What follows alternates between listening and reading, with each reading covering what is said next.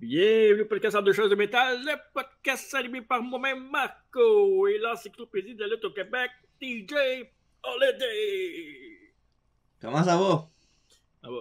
Hey, il fait va clair chez nous. Ça va fatiguer? C'est ce que t'allais dire, je crois? Ah, je suis tanné. Tanné de ce petit podcast-là. Ben non, arrête donc de dire ça devant les gens de même, ça donne de mauvaises idées et de mauvaises vibes. Ouais, je salue à tous mes fans du Venezuela qui m'ont écrit cette semaine. J'en ai deux. Ben déjà que t'es un fan au Venezuela, je trouve ça cool. Là. Fait que je vous salue, puis en vénézuélien, c'est ça. À tes souhaits. À tes souhaits. C'est ça. Fait qu'aujourd'hui, on est ici... Arriba! Alors c'est pas fini tout de suite. Aujourd'hui, on est ici pour parler d'un événement d'été. Un événement d'été qui se passait dans les années 2000. Un événement d'été dans les années 2000. SummerSlam 2000, mon cher. L'enfourchement d'été de version 2000. Et ça, c'était bon. Ouais, pour vrai, on donnera pas nos punches de notes tout de suite, tout le kit, mais non, c'est vraiment un bon show pour écouter. Puis, tu sais, souvent, après 90 de WBF, des fois, c'est pas tout le temps bon, là. Mais 2000, 2001, 2002 encore, là, c'est encore très très bon le produit qu'ils ont à WWE. Là. Exact. C'est à partir de 2003, ça se capte. 2004, c'est encore pas 2004-2005, je trouve. Peut-être plus 2006. Là, ça commence à... Oh, ouais, 2006, c'est dégueulasse. Ouais, 2006 en montant, c'est de la vraie merde en bon temps. Un peu positif, s'il vous plaît? Ben là, je peux bien parler, toi. Mais avant de commencer le rétro review de SummerSlam 2000, ben, tu quoi à dire pour nos auditeurs qui sont en haleine devant notre podcast? Ben, je vous souhaite de relaxer confortablement dans votre voiture, dans votre lazy boy, dans votre lit, dans votre... ben, si vous avez un partenaire ou une partenaire, laissez-la tomber et écoutez Entre deux chaises de métal. Ouh, écoutez-la avec elle. Peut-être qu'elle va aimer ça. C'est vrai, parce qu'on a quand même 28% que c'est des femmes, 2% au Venezuela. Et, hey, lâche le Venezuela, toi, là. Ouais. J'ai rien d'autre à dire. J'ai rien à plugger. J'ai pas d'équipe de sportive. Je sors pas de livre prochainement, puis m'en va pas nulle part. Ouais, tu sors pas nulle part. Tu restes chez vous, toi. C'est ça l'affaire. Ouais, hein? Ouais. J'essaie le plus possible. Bon, on dit pas tout de suite. Mais c'est ça. C'est qu'évidemment, Retro Review, SummerSlam 2000. Mais qu'est-ce qu'on fait avant chaque Retro Review, mon cher Marco? Mon segment préféré, en fait, j'aimerais ça faire juste ce segment-là puis décoller ça après. Arrête donc d'être négatif tout le temps, t'es plate. Le segment dans la vraie vie! Yes, sir! C'est fort pas mal, là. Puis là? C'est parfait.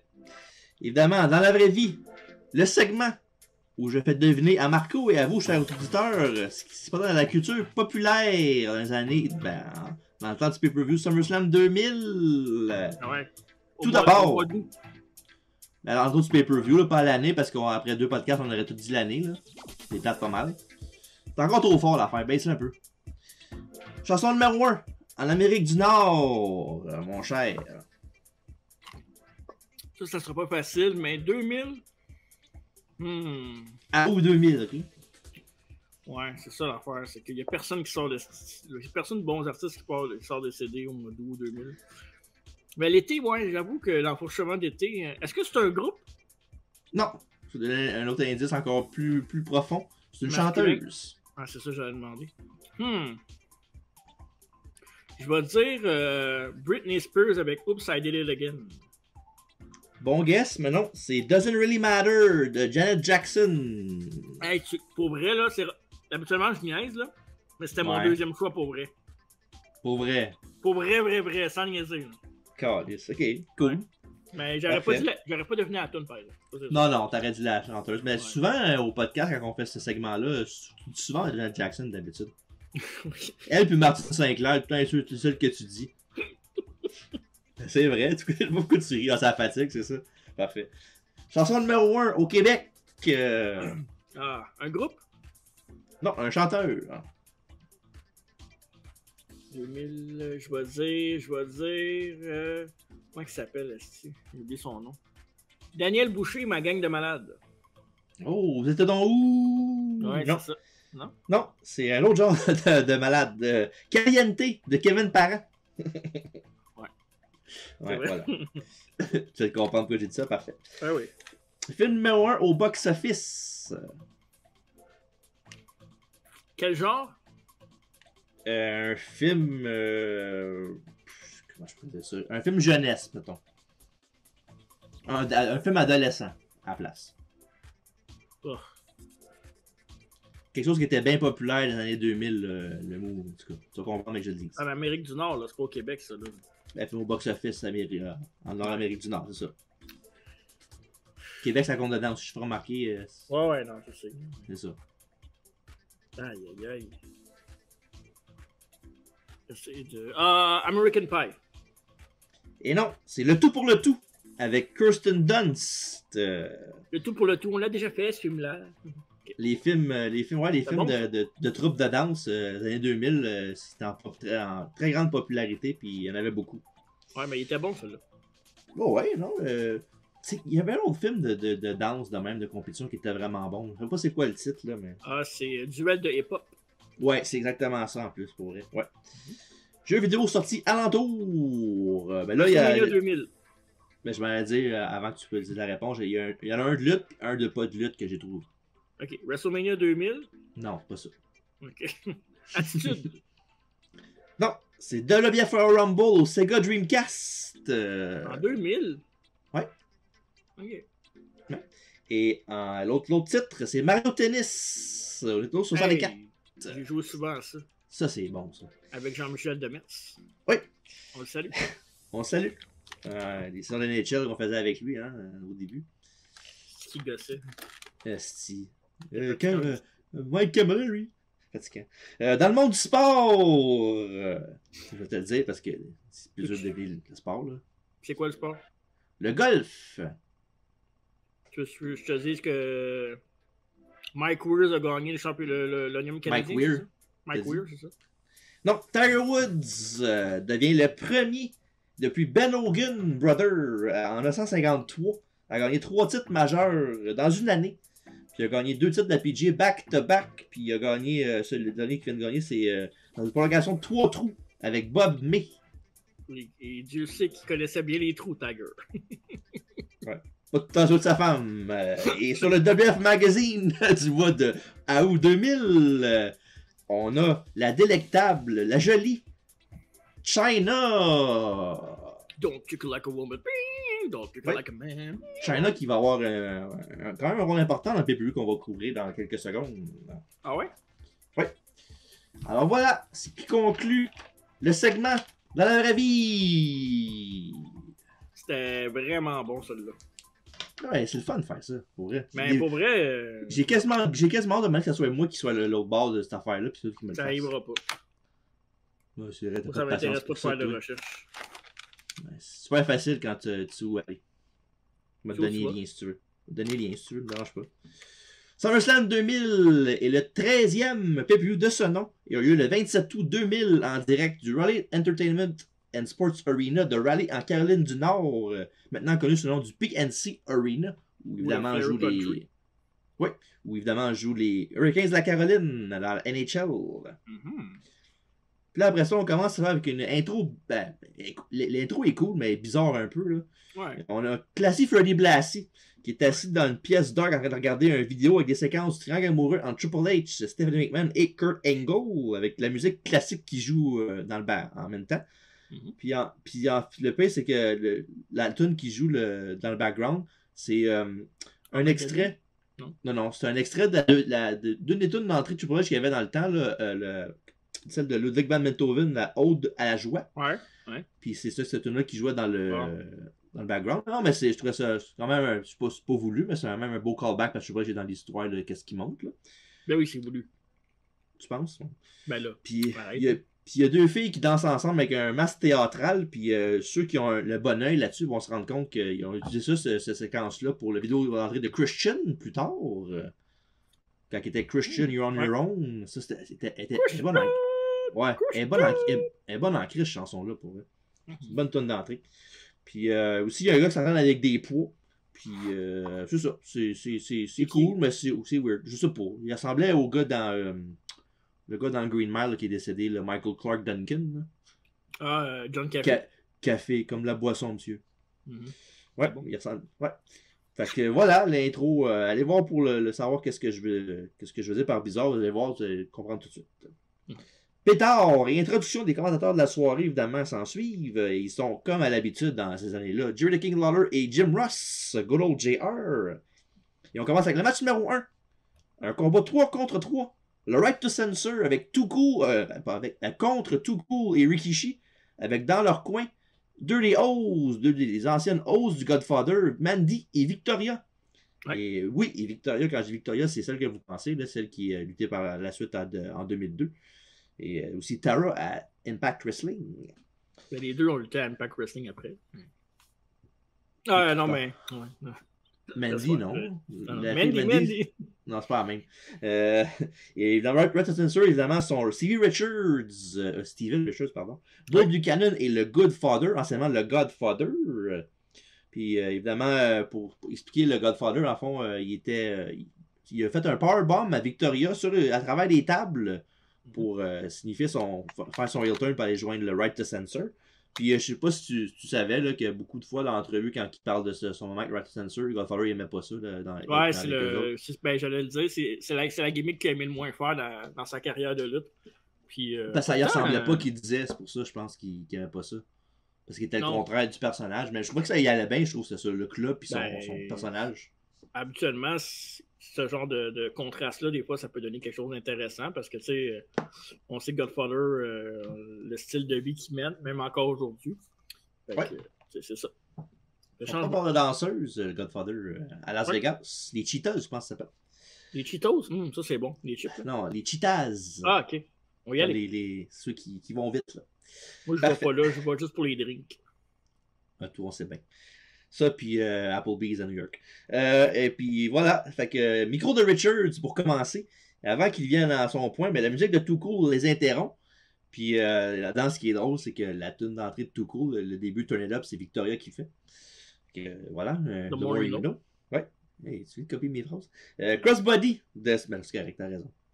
Crossbody de Scotty sur Bull pour un compte de là. Après ça, Sexy passe le Godfather, par-dessus la 3. Puis après ça, il tient le Godfather pour que les filles le slap. Sauf qu'il se défait de l'emprise de Grand Sexy. Puis il pousse les deux filles. Là, surtout Victoria, il le pousse en tabarnak. Là, elle a comme tombé sur sa tête quasiment en chandelle. C'est fou. Mais ça paraît que c'était elle, la lutteuse des deux.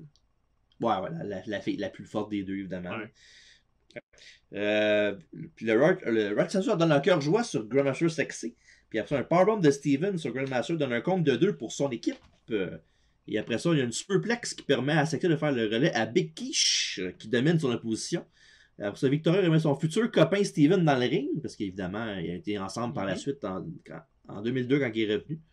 Et Too Cool et Rikishi écrasent les trois censeurs dans le coin en succession. Et Richards est placé évidemment pour la face puante de Rikishi. Et après ça, le Godfather vient prêter main forte, mais reçoit une échappée samoane de Rikishi. Et après ça, il y a Buchanan qui fait le coup de pied ciseau à Rikishi. Et après ça, il y a Scotty qui fait son bulldog à Bull Buchanan. Il fait signe pour le ver de terre sur un bon pop de la foule. Évidemment, le W-O-R. Et il reçoit un super kick dans la face de Steven Richards. Et c'est suffisant pour la victoire. Le compte de 3 pour le Right to Censor. Tout un super kick. Ouais. Non, parce que quand tu checkes la replay, il l'a pas pogné pantoute. C'est pour ça que je disais tout un super kick. Ah, ok, je pensais pas t'avoir remarqué dans le replay. Ouais, c'est sarcastique, ouais. Ouais, ok, parfait. Regarde, c'est un opener court, puis c'était correct pour débuter SummerSlam. Là, c'était pas, ça aurait pas été mon choix là, pour starter le show, là, mais bon. J'aurais pu suivre, mettons, Benoit Jericho à la place, là, mais bon. Mais non, c'est même trop fort pour. Tu vas tuer les restes de ta carte après si tu mets ça, là. Ben non, parce qu'il y a des matchs qui ont été plus forts que ça après dans la carte, ça n'a pas changé rien pour eux autres. Ouais, un match plus fort. Ah non, 2. Ouais. 2.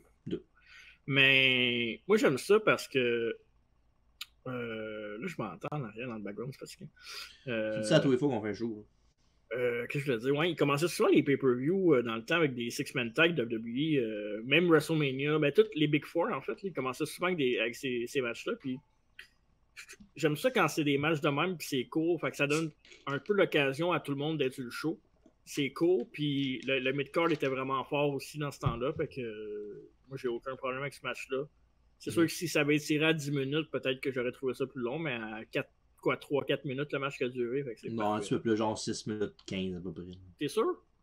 Check donc, tu fais plus à tu fais plus à Star, mais avant c'était tout le bell to bell. À Star, tu te laisses faire un peu. Fait que... Ouais, c'est vrai. Bell to bell, 5 minutes 14. Ah, pas pire. Tu vois, on tente les deux. Ouais. Et Right to Censor vont partir en rivalité après ça avec les Dudley Boys. Puis après ça, pour Mandy et Victoria, ils vont être pris en flagrant délit de tendresse par GTV en train de flirter avec Eddie Guerrero sous la douche. Puis après ça, Chyna va les remercier en les tabassant. Parce qu'elle dit mais merci beaucoup, m'avait empêché de faire une erreur d'être avec lui. Puis après ça, elle a fermé la porte, puis elle a cassé la gueule. Puis quand on ouvert la porte, les deux étaient genre les jambes en l'air en train de manger, en train de souffrir. Fait que voilà. Puis après ça, Victoria va revenir en juillet 2002. Tandis que Mandy va être libérée de son contrat. Et pour finir, Too Cool et Rikishi vont se séparer dans quelques mois. Après, évidemment, que Rikishi dit qu'il faisait ça pour The Rock. Fait qu'évidemment, il peut pas vraiment être avec Too Cool si il dit qu'il est rentré en sonnant avec un char puis pour The Rock. Là. Fait qu'évidemment, c'est la fin parce que c'est triste parce que c'était quand même un trio cool ensemble. Là. Surtout c'est un trio genre ils ont fait Out of Nowhere puis ça a donné un des actes les plus populaires du temps. Là. Fait que c'est quand même le fun qu'ils aient fait un petit chemin ensemble, mais c'est un peu triste que ça soit fini. Puis en plus, dans cette même année-là, un moment qui était quand même assez iconique au Rumble 2000 avec la danse des trois ensemble, puis que Rikishi qui élimine les deux, puis qui fait comme commande là. Ouais, c'était un bon moment. Ouais, c'est vraiment le fun pour rester bout-là. Et alors voilà. Et après ça, on voit l'arrivée de Kurt Angle à l'Arena à Sunday Night Heat, plutôt dans la soirée, où il était arrêté par le coach, Jonathan Coachman, qui lui demande comment il a osé prendre l'avantage sur Stephanie jeudi à SmackDown.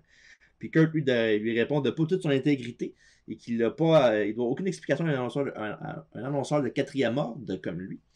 Puis ensuite de ça, on voit un peu plus tard, c'est Stephanie qui est arrivée. Elle a demandé à Coach si Hunter était là. Mais il lui a dit que non, mais que Kurt oui, avec un smile d'en face. Puis elle demande où il est passé, où Kurt est parti. Puis Coach pointe où ce qui est allé. Sauf que Stephanie, elle regarde où ce qui pointe, elle y pense, puis elle va l'autre bord finalement. Elle n'a pas été. Smart girl. Fait. Et puis après ça, pour finir, on a Kurt qui est allé voir Steph dans sa loge avec un sourire au visage. Dans le fond, il rouvre juste ouvrir la porte, il est devant la porte, puis il sourit, puis il rouvre la porte, puis ça arrête là. Fait que, à suivre plutôt dans la soirée parce que c'est pas fini pour cette histoire-là. Oh non. Interview time avec Michael Cole et Shane McMahon. Et avant que Shane puisse vraiment parler, il voit Steve Blackman arriver et il dit qu'il doit s'en aller et il se sauve en courant. Évidemment, si Steve Blackman arriverait avec des armes à côté de moi, je pense aussi que je courrais pour ma vie, je pense. Ouais, puis Steve Blackman, t'es pas sûr s'il est in gimmick ou out of gimmick, parce qu'il a l'air vraiment suspicieux. Ouais.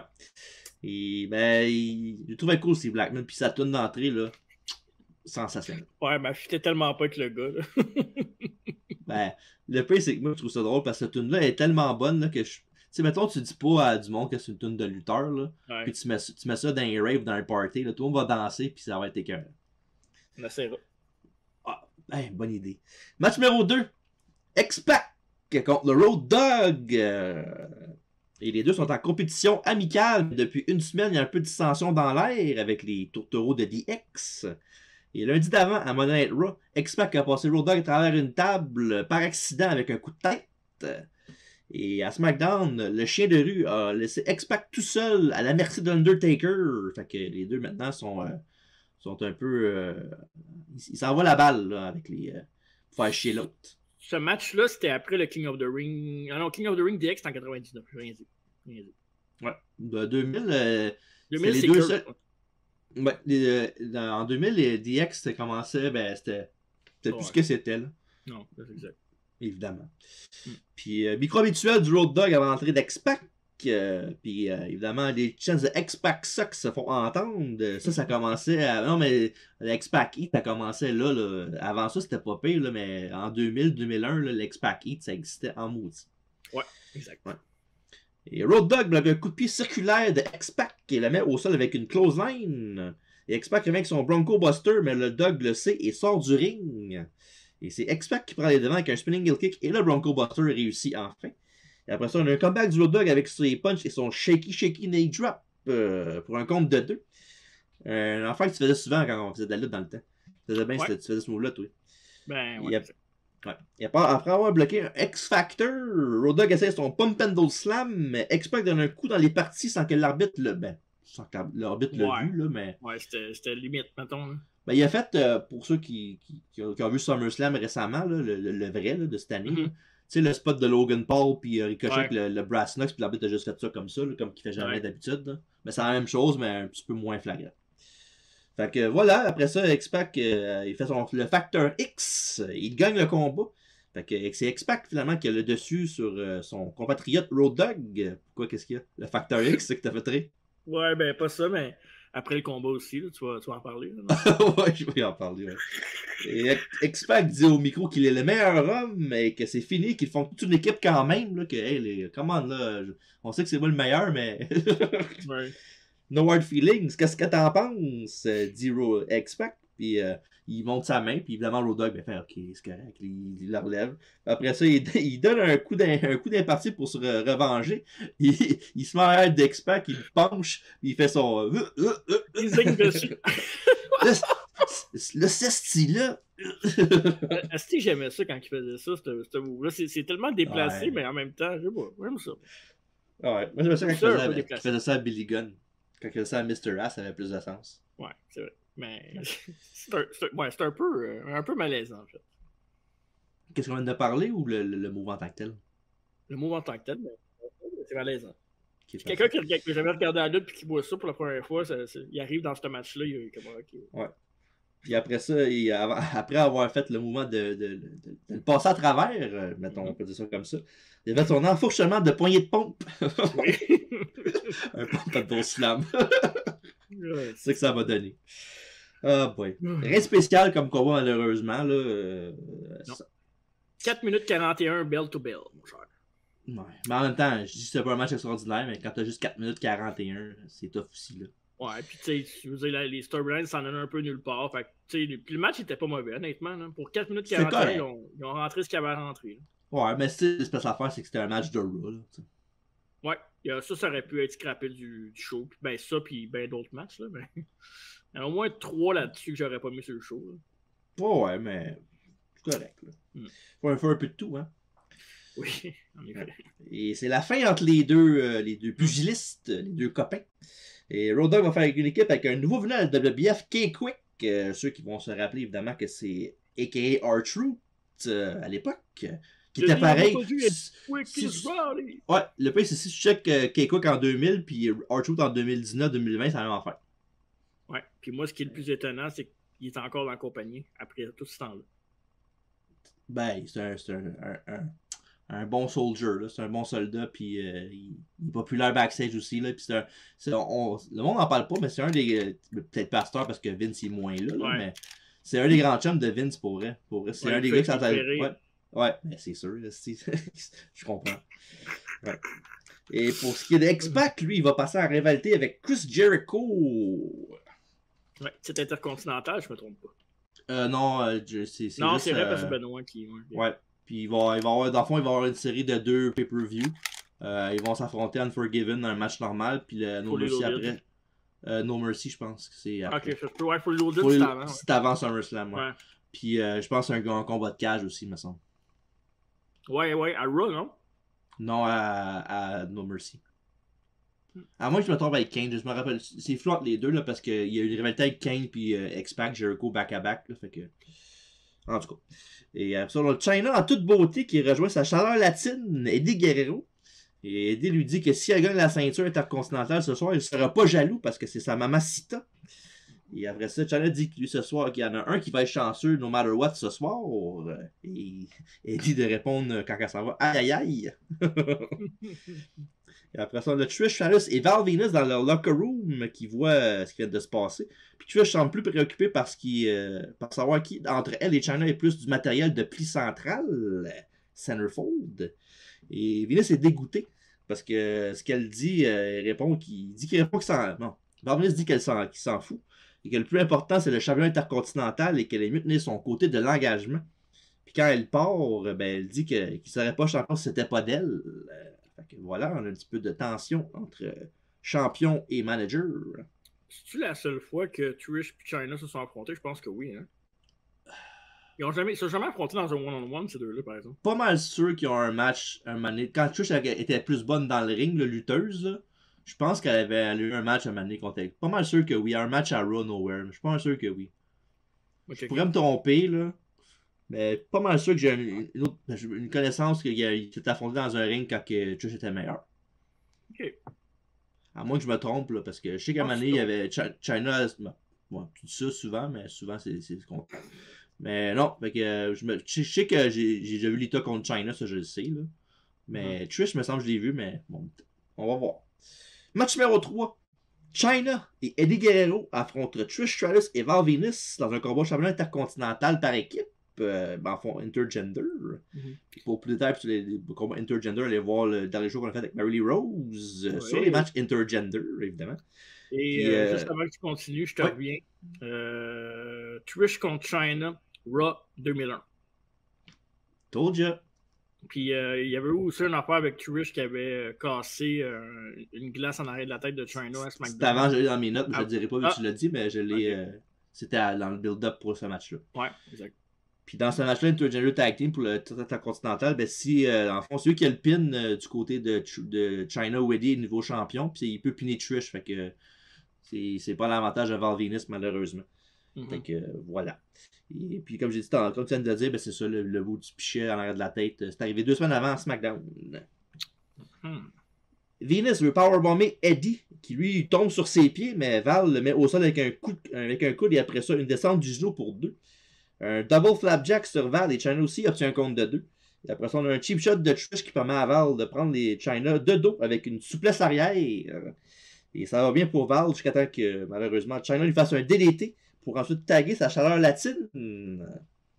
Et après un Hurricane pour un compte de 2. Venus revient avec la charge avec un Blue Thunder Bomb à la Sami Zayn. Ouais. C'est Sami Zayn, il met beaucoup plus de spin, là, mais je trouve que c'était beau. Ouais, celui de Venus a beaucoup d'impact. C'est quand même nice comme powerbomb. Et après ça, Trish vient compter Eddie qui dégage, mais Trish à terre Eddie. Et tag Chyna qui s'en donne à cœur joie sur Stratus. Après ça, il y a Val qui vient aider Trish. Il veut faire une double line sur elle, mais Eddie accroche le pied de Venus quand il va sur son bord des cordes.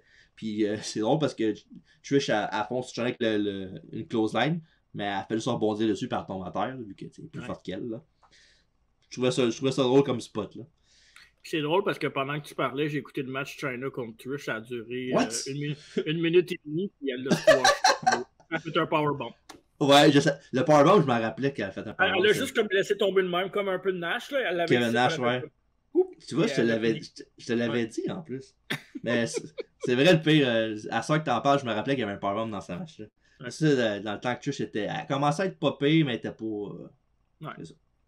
Puis pour revenir justement à Trish et Chyna, ben la fin du match est là. C'est Chyna qui pogne Trish en press slam par-dessus sa tête, elle drop à terre. Puis après ça, elle compte Trish pour le compte de 3 pour gagner le titre intercontinental pour la 2e fois, si je ne me trompe pas.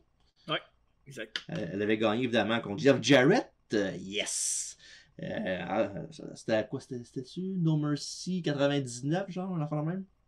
Je pense que c'est ça, le Good Housekeeping match, là, whatever. Là. Chyna contre Jarrett? Ouais, je pense que c'est ça, c'est... je viens de leur dire, je pense que c'est No Mercy 99, si je me trompe pas. Est-ce que je me trompe ou pas? Ça n'a pas long. Oui, parfait. Mais d'après moi, oui, tu te trompes. C'est exprès, là, c'est un running gag.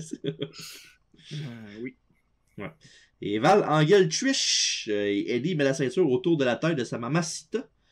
Puis encore un match court, mais c'est quand même, c'était bien sans rien de plus, mais c'était pas mauvais.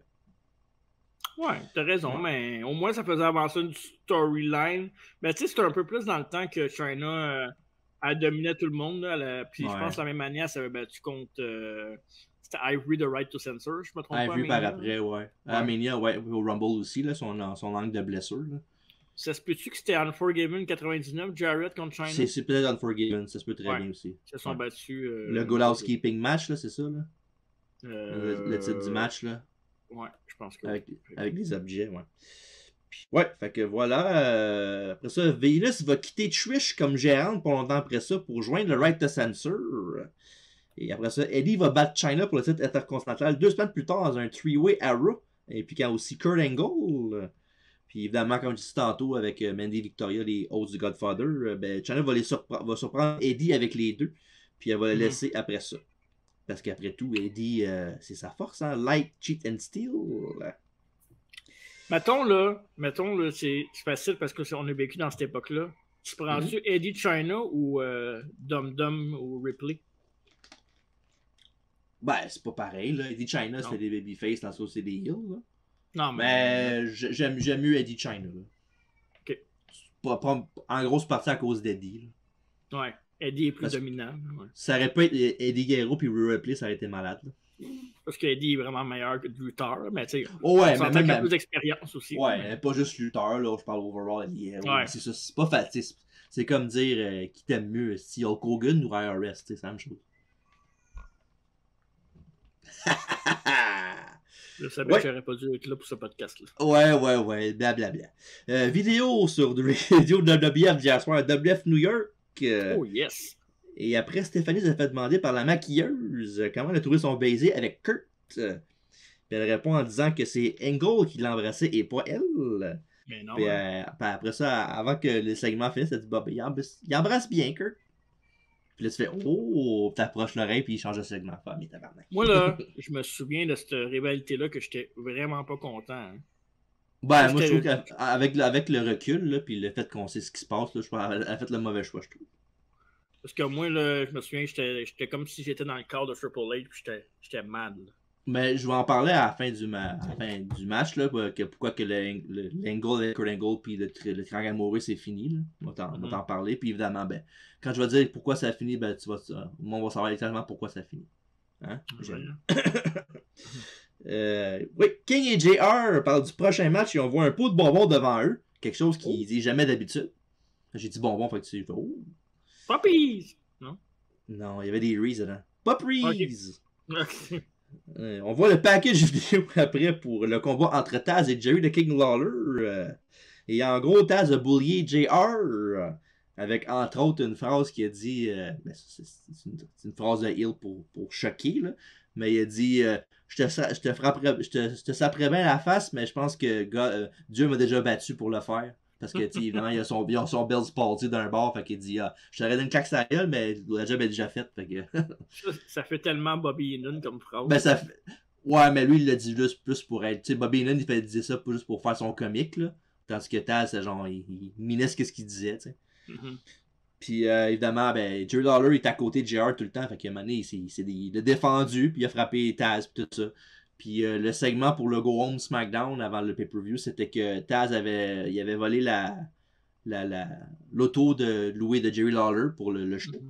Puis il avait kidnappé JR, puis il l'a assis en avant sur le côté passager, puis il a pété avec un batte de baseball, puis ça a volé dans l'œil de JR. Fait que c'est pour ça que. Évidemment. Ben non, mais moi je trouve ça cool comme feud. Oh. Ben peut-être pas que c'est le Jerry Lawler puis Taz, là, mais je trouve ça que qu'est-ce qu'ils ont fait pour la feud, c'est bon. Bon, c'est pas Triple H, Stephanie et Kurt, là, évidemment, mais c'est bon. Non. Fait que voilà. Match numéro 4 que tu vois dans tes fiches qu'on peut voir. Ben oui. J'ai même pas mis un match depuis le début, hein? Ah, mais les matchs depuis le début, il n'y en avait pas ça commence là. Ouais. Ah, ok. C'est sûr qu'il n'y en a pas. Ils sont en ordre, évidemment. Et voilà! King contre Taz! Avec Chef Boyardi. Et Taz se moque déjà en arrivant avec une canne, des lunettes de soleil et un chapeau de cowboy avec son logo dessus. C'était malade. Puis évidemment, il arrive puis il fait comme s'il voyait pas, genre, avec sa canne. Pour moquer Jim Ross.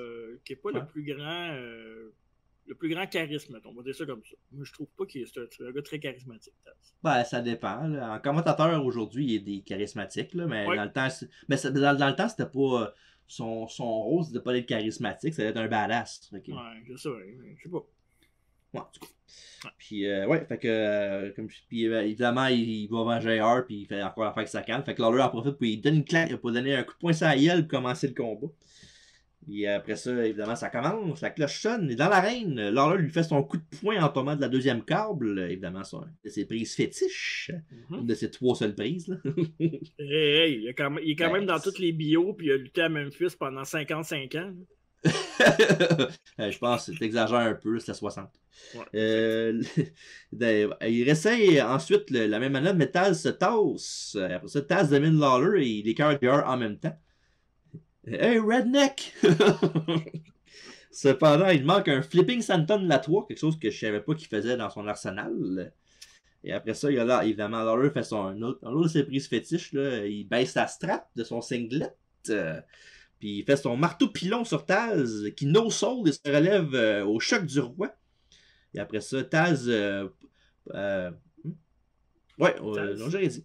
Après ça, Taz, il pousse Jerry, malheureusement, dans l'arbitre Teddy Long pour un ref bump.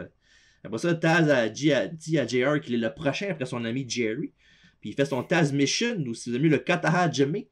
Et après ça, Lawler prend de plus en plus connaissance, mais JR quitte la table des commentateurs et fracasse le pot de vide de bonbons sur la tête de Taz sur un gros pop. Oh là là. Évidemment, l'arbitre se réveille, Lawler fait le tomber, et c'est 3. Et maintenant, c'est Taz qui a la vitre dans l'œil. Turn around is fair play. Rien de spécial, pauvre Taz. Quand tu parles d'un match qui aurait pu scraper sur pay-per-view.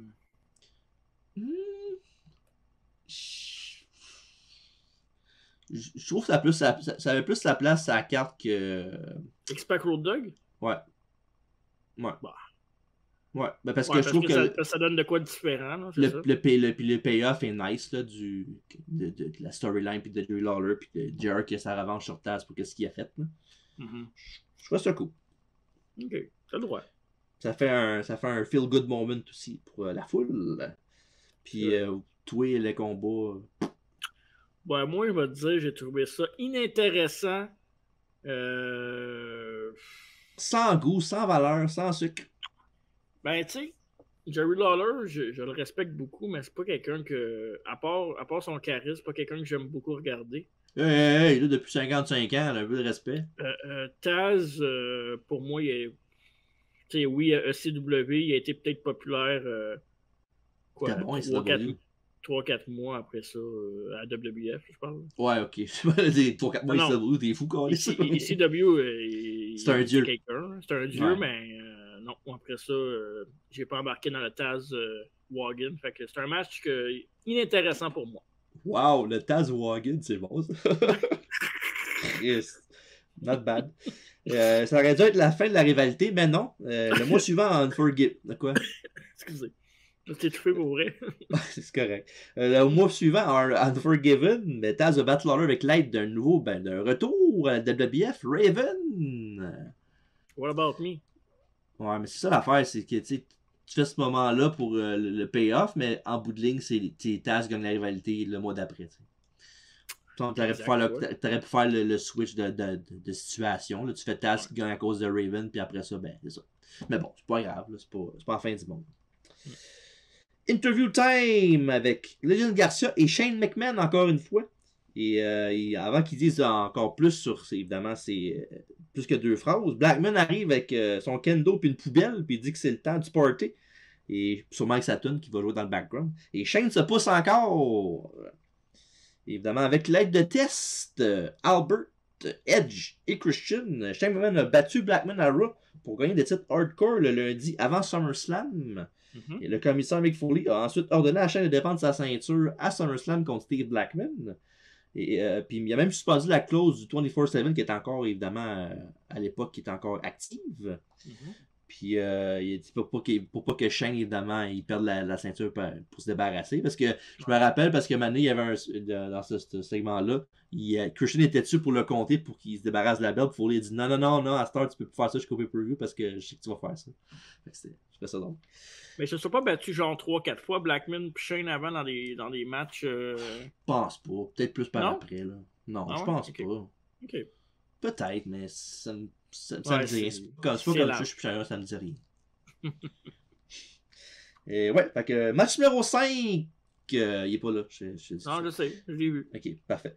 Match numéro 5, Shane McMahon contre Steve Blackman pour le championnat Hardcore. Oh yes. Et évidemment, avant de commencer le combat, ben, les deux se lancent le kendo stick. Et finalement, Blackman le laisse à Shane puis il lui tourne le dos en disant pour qu'il donne un free shot. Et après ça, évidemment, ben, il se fait quand que Shane arrive pour le frapper, il se retourne d'abord puis il bloque, évidemment. Ouais, c'est correct, c'est smart. Ah ouais, c'est correct. Ouais. Et il va à la poursuite du champion. Et Steve le pète avec une poubelle et le ramène vers le ring. Et après ça, un coup de couvercle de poubelle sur les joues de Shane pendant qu'il court. Aïe aïe. Solide, oui. Après ça, un autre derrière la tête en spinant. Tu sais, il mettait quand le gars était à genoux puis il fait juste se retourner. Ouais. Ça, là, je me souviens, là, on le faisait souvent quand on luttait, mettons, Backyard, puis Chad, là, Mathieu, ouais. il aimait bien Steve Blackman. Il faisait bien les... Tu te souviens-tu qu'il aimait bien Steve Blackman? Ouais. Vaguement. Bien sûr que t'en parles un peu, mais... Okay. Fait que sûrement qu'il va s'en souvenir, là, mais il faisait souvent ce move-là. Ben, le 3/4 du temps, il manquait, là, mais je veux dire, il faisait pareil. Ouais. Ensuite, Shane devient une piñata humaine quand Blackman met la poubelle sur la tête. Il la tabasse avec ses 2 bâtons du diable, si on veut. Les bâtons du diable, comme ça? Ouais, ben il y avait deux bâtons là, comme ça. Là, suivi d'un super kick qui fait une grosse bosse dans la poubelle, évidemment. Et après ça, Shane la strap alentour du cou. Et Blackman lui fait un crabe à une jambe en tirant la strap qui étouffe Shane dans un beau visuel quand même. Et Shane, avant de pass out, il y a de l'aide de Testé Albert TNA, pas celui que vous pensez, à la rescousse. Évidemment, c'est trop pour Blackman et Shane en profite. Et Blackman montre signe de vie, mais évidemment, c'est 3 contre 1 avec Tess et Albert, c'est pas des petits bonhommes. Là. Non. Puis il reçoit un coup de plaque bleue dans la face de Shane en sautant. Tu sais, ça, on le faisait souvent, ça aussi, il me semble, ce spot-là. Tu cours d'un col, puis il fait juste sauter avec la petite plaquette. Tout. Ouais. C'était cool. C'est des années qu'on a commencé à se tirailler dehors pour faire de ces affaires-là. Puis, tu sais, oui, à Star, Shane, il nous tombe ses nerfs, puis c'est un peu rendu une blague, mais Shane a fait sa renommée avec ces matchs-là dans le temps. Là, le monde le trouvait cool parce que c'était pas un lutteur, il faisait des spots assez malades. Shane McMahon, là, il a un assez bon palmarès de bons matchs. Là. Ouais, c'est pour vrai. Là. Ouais. Puis, pendant qu'on parle. T'étais sur ça pour vrai, par contre. Bâton du diable à l'écran sur YouTube. Wow! Ouais. Il n'y avait pas la grosse partie, par exemple. Il l'a laissé à la maison, celle-là. Ouais, exact. Ouais. C'est ça. Ça t'a déstabilisé, ça? Un petit peu, ouais. Et il traîne Blackman dans l'entrée, les 3 ensemble, puis il essaie de développer un speaker sur Steve, ça marche pas. Après ça, Tess tient Blackman pour Albert et le kendo stick, mais Steve aussi, il met Tess dans le chemin qui reçoit la shot, puis il mange le coup. Après ça, l'arme fatale se débarrasse de TNA. Il va à la chasse au McMahon qui lui monte dans le Titantron. Puis il est rendu au top. Shane n'a aucune place où aller à quasiment 60 pieds dans les airs à peu près. Non, c'est à peu près 30 pieds. Là. À peu près un petit peu plus haut que la cage. Ok, parce que JR au commentaire, il a dit 60 pieds lui. Ouais, mais ils disent qu'ils ont vendu 100 000 billets des fois, puis ils en ont vendu 75. Fait que... C'est vrai, je les ai comptés. Ouais. Fait que ça, évidemment, rendu là en haut, ben, Blackman le suit, puis il a son kendo dans les mains. Fait qu'il donne une coupe de petits coups sur Shane sur sa jambe. Ouais. Puis après ça, il finit par monter à la côté de Shane, qui est vraiment à côté, au top. Là. Puis il donne un coup, 2 coups, 3 coups de kendo, puis Shane, il fait le trust fall en bas. Là. Puis pour vrai... évidemment, on l'a dit tantôt que Shane McMahon, il n'y avait pas de jour de personne pour ses gros bumps, mais ça, c'est impressionnant en Chris. Là. De faire ça, même évidemment, c'est sûr qu'il y a un crash pad en bas, mais Chris, c'est pas se tuer. Ouais, mais crash pad, mais tu sais, c'est pas ça paraissait pas tant que ça. À part quand ils montraient le replay par après, là, ça, on l'a vu que c'était flagrant. Là. Mais, ouais. Mettons que c'était plus crédible que Uncle Howdy. Qu'est-ce qui est pas le plus crédible qu'Uncle Howdy? Mais bref, c'est ça là? Non, ça c'est Invasion. Ben non, mais c'est Invasion? Ah non, c'est le même pay-per-view, c'est juste qu'il y a le logo de Stone Nowhere à côté. Là. Ouais, fait que. C'est pas grave. C'était pas très pertinent. Ouais. Puis après ça, Blackman descend un petit peu, une coupe d'étage de moins, puis il fait un gros big elbow du top. Ça aussi, c'est quand même impressionnant. Hein? Ouais, nice pour vrai. Toute la fin du match était vraiment cool. Puis évidemment, c'est la fin évidemment de Shane. Puis ça m'a fait penser un peu, tu sais, quand on était voir WrestleMania, là, puis c'était Shane contre The Miz. Là. Puis ils ont fait le spot de la superplex du top, puis ils sont tombés sur le crash pad, puis Shane a mis son bras dessus. Là. Ça me faisait penser un peu à ça, là, ce finish-là. Ouais. Fait que voilà, Shane est bien sûr, après ça, escorté en civière. Puis sinon, un excellent match hardcore pour vrai. Puis tu sais, évidemment, les matchs hardcore, c'était pas des matchs genre pour voir de la lutte pure. Là. Mais non, les spots étaient cool, c'était divertissant. Puis les spots de la fin, ben, ça a rajouté la série sous Sunday. Fait que non, j'ai bien aimé ce combat-là. Un match typique des matchs des années 2000 là, avec des objets qui font du bruit, puis que ça donne l'impression que ça fait plus fort que c'est vraiment. Puis des gros spots pour finir le match. Fait que, tu sais, 10 minutes le match, mais puis ils sont allés beaucoup à l'extérieur. Habituellement, quand ils vont à l'extérieur, il y a beaucoup des longueurs, mais dans ce match-là, il n'y a pas eu de longueur vraiment. Fait que c'était quand même solide. Ouais, puis l'interférence de Tess et Albert n'ont pas enlevé rien au match. Fait que c'était bon. Et Blackman va rester champion hardcore jusqu'au 22 décembre 2000. C'est quand même impressionnant. Ouais. Quand même au mois d'août. Puis il va perdre la ceinture contre Raven à Raw. Ouais. Et après ça, il y a Stéphanie qui voit ça sur la télé et bien sûr, elle s'inquiète pour son petit frère, son grand frère plutôt. Quand Kurt rentre, Angle veut dire à Mme McMahon ses sentiments. Et Steph le coupe et lui demande si Shane est correct. Puis il dit, Kurt il dit, oui, je pense qu'il a juste le souffle coupé. Puis check, il bouge, là, il est correct. Il s'en calisse complètement, là. Puis Kurt veut consoler Steph avec un câlin quand Mick Foley, le commissaire, rentre et Angle fait le saut. Puis il tombe sur le divan. Et Mick demande qu'est-ce qui se passe. Puis Stéphanie dit, rien qui se passe, là. Puis il dit, Shane est-tu correct? Ben là, je pense qu'il est tombé sur son kisser. Fait qu'on va aller voir c'est quoi qui se passe. Puis évidemment, quand Foley et Stéphanie s'en vont, ben Angle reste dans le locker room. Puis il est genre, Collins. Là, je parle. Ouais, il a manqué sa chance encore. Ouais. Package vidéo sur Chris Jericho et Chris Benoit, le prochain match.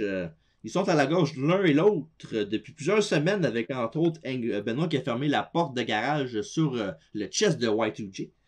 Et après ça, la promo qui ont montré les affaires où ce que Jericho il dit qu'il va affronter Chris Benoit n'importe où, là, puis il fait juste mettre sa face sur des photos là, comme on a boat. With a goat, taking a quiz. Là, tu vois le chapeau. Puis... avec la face sympathique de Chris Benoit en plus.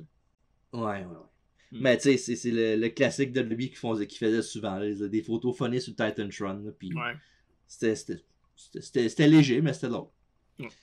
Fait que match numéro 6, Chris Benoit contre Chris Jericho dans un combat 2 de 3. Évidemment, sur YouTube, on voit le graphique du combat, mais Shane n'est pas là, évidemment, parce qu'il est occupé à se faire soigner. Et voilà. Il était censé être dans le match, quoi? Ben, il était avec Shane McMahon. Il était avec Chris Benoit dans le temps, c'est son gérant, Shane McMahon. Ah, ouais. Ouais, il y avait une alliance avec Chris Benoit dans ce temps-là. Même le mois d'avant, Fully Loaded, c'était The Rock contre Chris Benoit, puis il y avait Shane dans le coin de Chris Benoit. Ah. Je pense que Shane McMahon avait une genre de mini-faction un peu avec Big Show, Kurt Angle, puis lui, là, Chris Benoit.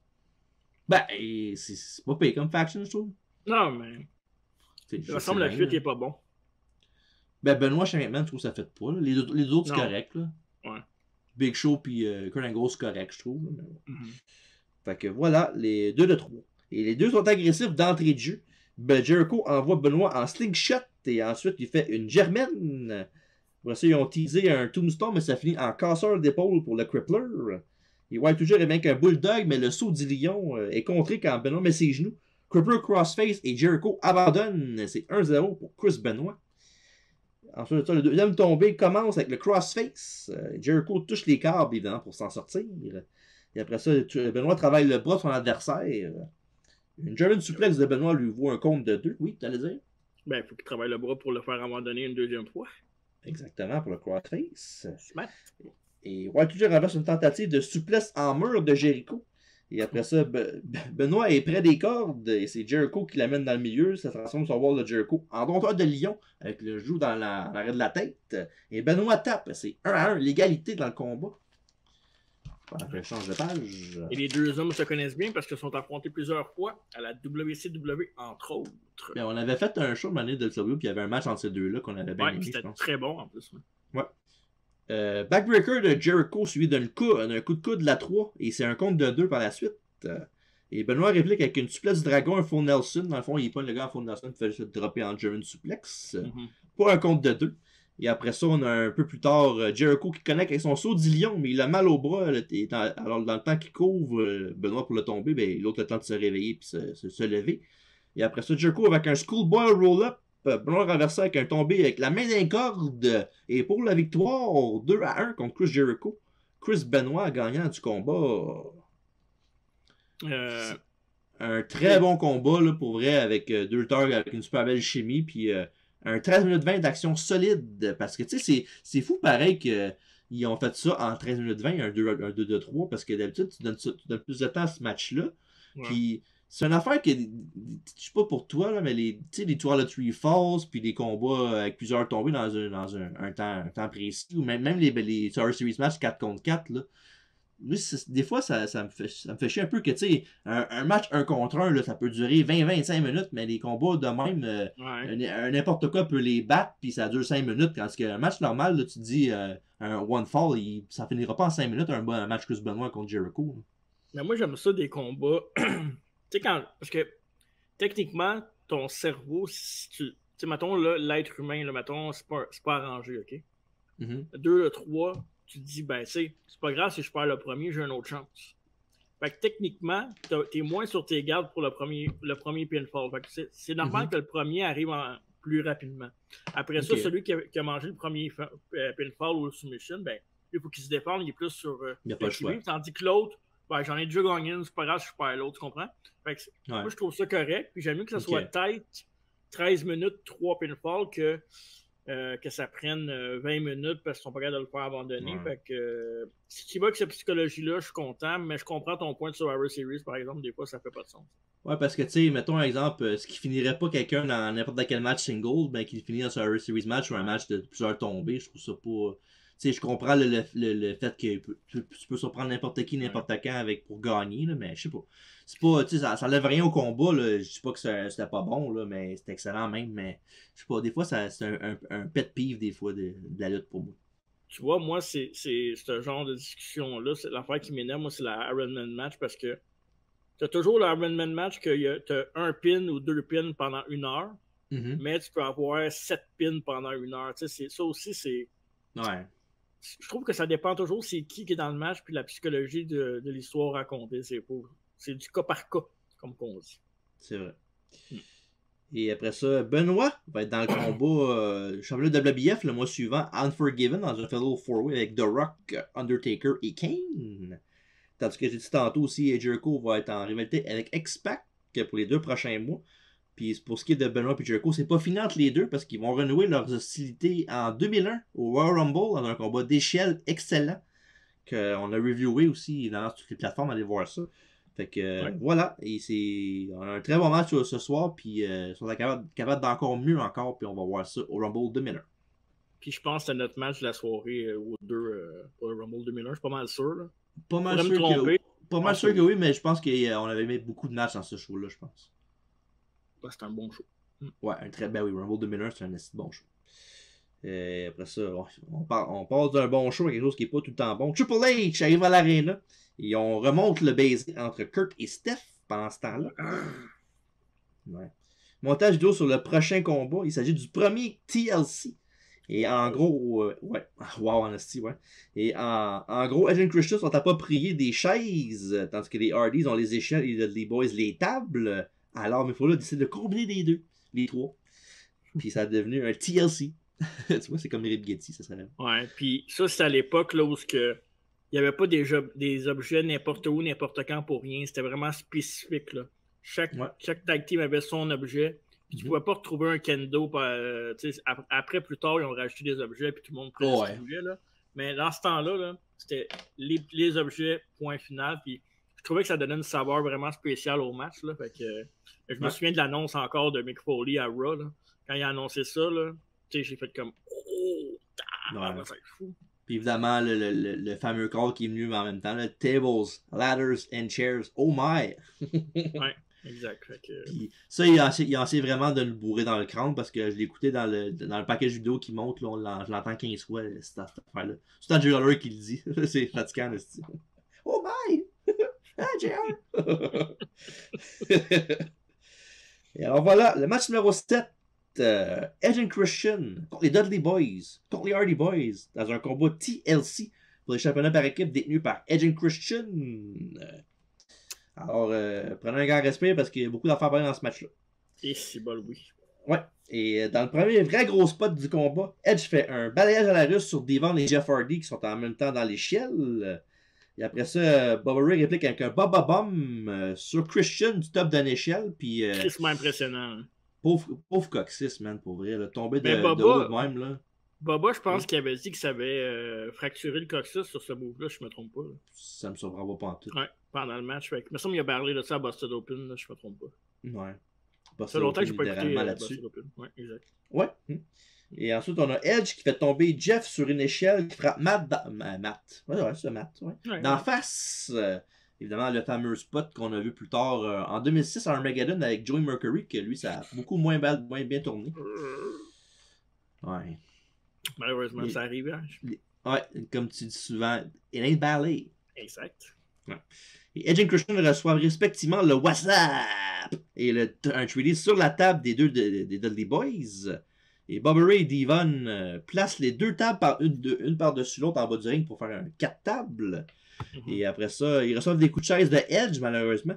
Et Jeff Hardy fait un saut de mouton par-dessus une échelle sur Edge avec une leg drop. Écœurant comme spot pour vrai. Ouais, puis t'as pas de ballon, là. Quand il saute, en plein milieu qu'il saute, l'échelle fait ça. Fait que ça peut mal virer, puis Jeff Hardy, ben, tu sais, on dirait ce qu'on voudra aujourd'hui, puis de toutes ces frasques en dehors de la reine. Il est pas populaire pour rien, Jeff Hardy. Non. Ben, tu sais, on parlait tantôt de Shane McMahon qui faisait beaucoup de spots Daredevil comme ça, mais Jeff Hardy aussi, c'était son dada.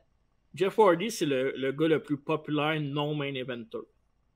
Ben, il était main eventer, Jeff Hardy. Ouais, mais je parle un main eventer, là, steady. Là. Tu sais, Jeff Hardy, c'est plus un gars de tag team mid-card comme un moment. Oui, c'est sûr.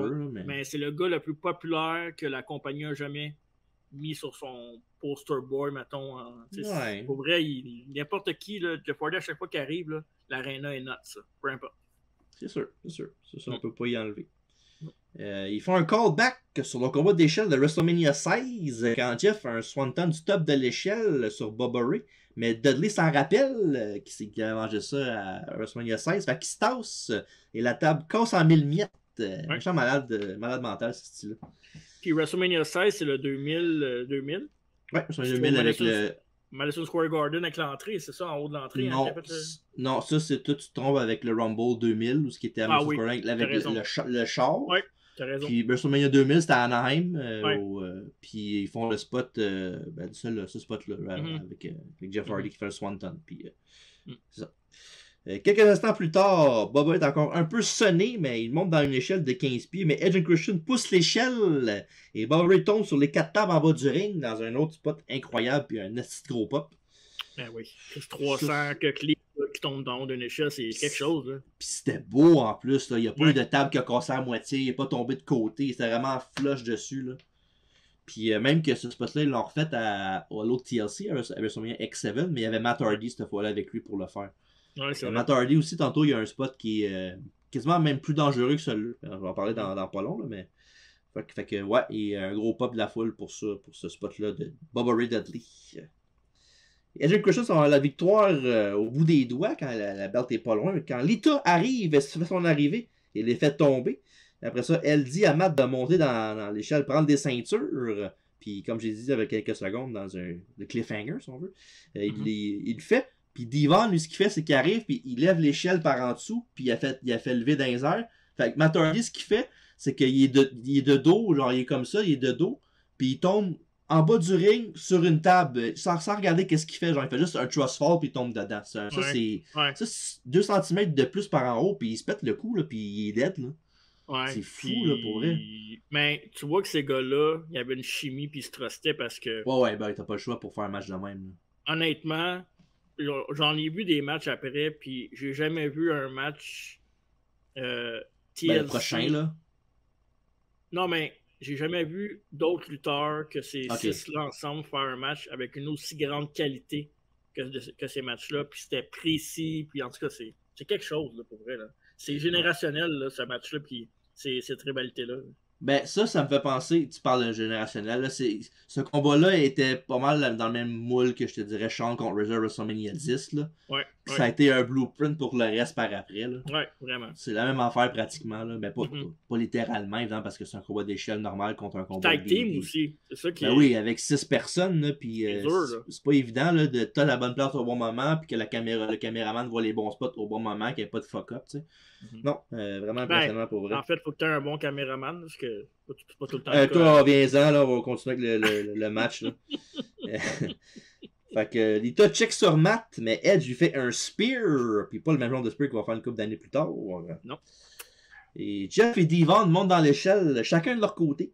Quand Edge enlève l'échelle en dessous d'eux, fait que là, les deux sont dans les airs en train de balloter, puis sûrement que tu le sais, là, mais tu sais que Devon Dudley, les hauteurs, il est pas capable, il a peur des hauteurs. Là. Je pense qu'il disait quasiment qu'il faisait toujours des interviews qu'il faisait parler du match, il disait I'm afraid of heights, je suis pas capable, mais il faisait pareil. C'est impressionnant. L'adrénaline puis le kit, là, c'est fort. Là. Mais tu sais, quand t'as quoi, 17, 18 000 personnes, puis tu le sais, on a lutté, là. Tu le sais quand tu es dans un bon match, là, tu le sens. Là. Tu le ressens l'énergie. Puis même les personnes, mettons, là, même si tu luttes devant 10 personnes, 200 personnes ou 18 000 personnes, quand c'est dull, mais quand il y a de l'énergie, il y a de l'énergie. Ouais. Puis des fois, la foule te fait faire des affaires que tu n'aurais jamais pensé que tu es capable de faire sur le moment. Puis c'est spécial. Fait qu'évidemment, quand il ballotte, ben éventuellement, Devon tombe, mais Jeff tient bon encore.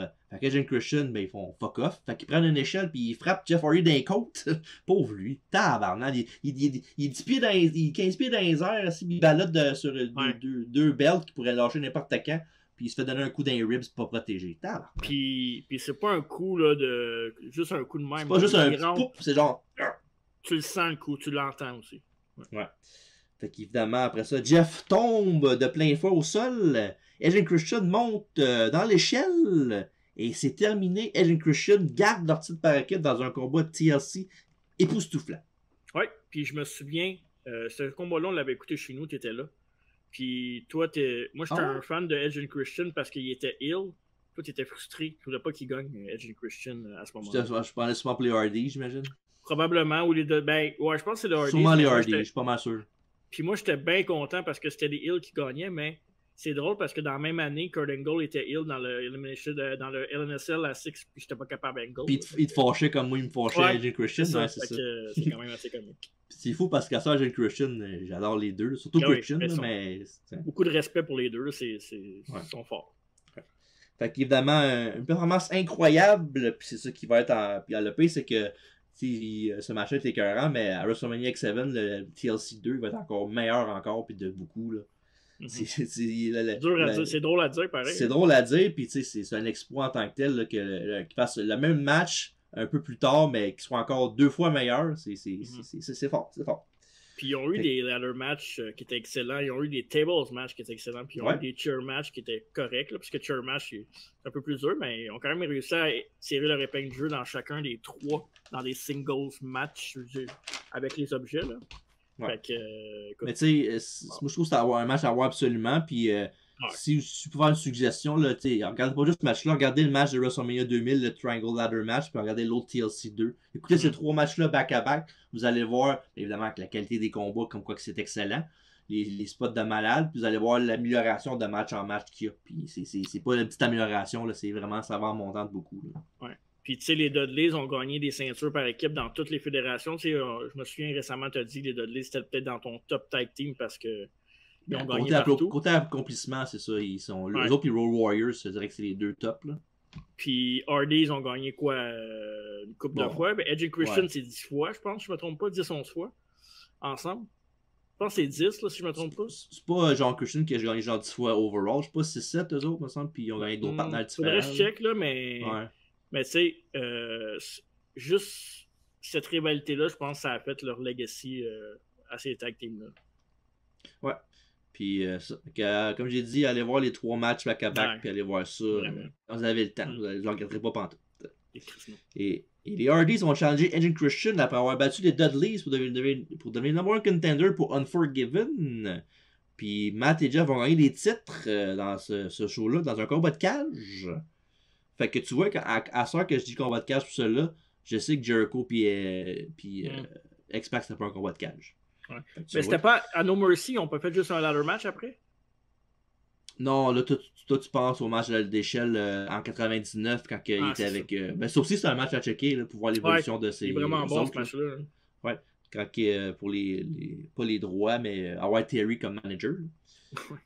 le Terry Invitational Tournament, le titre. Hein, évidemment. Hey, ça, c'est drôle, Paul. Ben, c'est drôle, bro. Je pense que d'autres choses. Ah, ouais. C'est vrai. Puis Dudley Boyz vont être en rivalité avec APA, en mini-rivalité, parce qu'ils vont faire alliance, les deux équipes ensemble, pour affronter Right to Censor dans une rivalité. Ouais. Après ça, Triple H est en train de demander des explications de Stephanie pour le bec avec Kurt. Moi, ce que je trouve drôle là-dedans, c'est que le bec est arrivé genre jeudi, puis ils s'en parlent le dimanche là, au pay-per-view. Là. Ils sont pas vus la semaine avant ça. De jeudi à dimanche, ils sont pas vus, là, même si ils sont mariés. Ouais. Dans chicane. Ouais, ça doit être ça. Tu fais beaucoup de road, des fois, Ouais, c'est ça. Tu sais, je veux pas te mettre en entour de l'autobus, mais tu comprends pas toujours comment ça fonctionne, la dynamique, tu sais, c'est ça.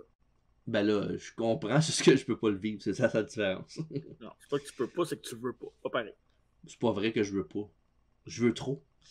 Bref, Kurt a pris l'avantage sur moi, dit-elle. Arrête donc de rire, c'est pas drôle. Tu me fais rire.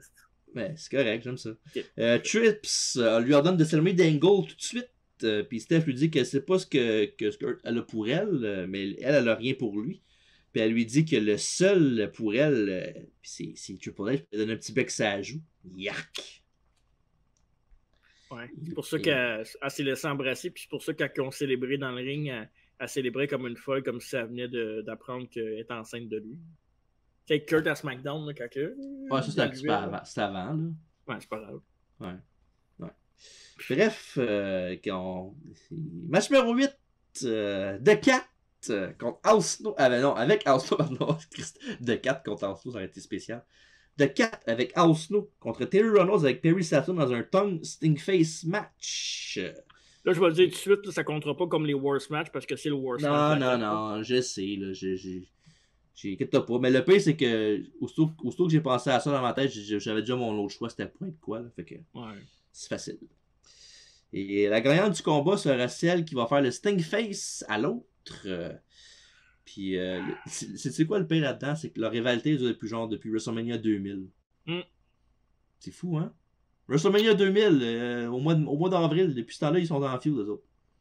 Mais tu sais, je dis en feud, c'est on and off, c'est pas à tous les shows, parce qu'à un moment donné, Chris ferait le tour assez vite. Là. Mais tu sais, on était dans l'adolescence, puis évidemment, quand tu vois des femmes, c'est toujours plaisant. Même encore aujourd'hui, le match, il est pas bon, mais tu sais, on n'est pas en bois. Non, mais je dis ça dans le sens que j'ai jamais. Même à l'époque, le match, je m'en crissais. Je vous ai... Ben oui, on checkait ça pour évidemment. Mais on checkait pas ça parce qu'on voulait voir, on checkait parce que c'était la carte qu'on n'avait pas le choix de regarder. Là.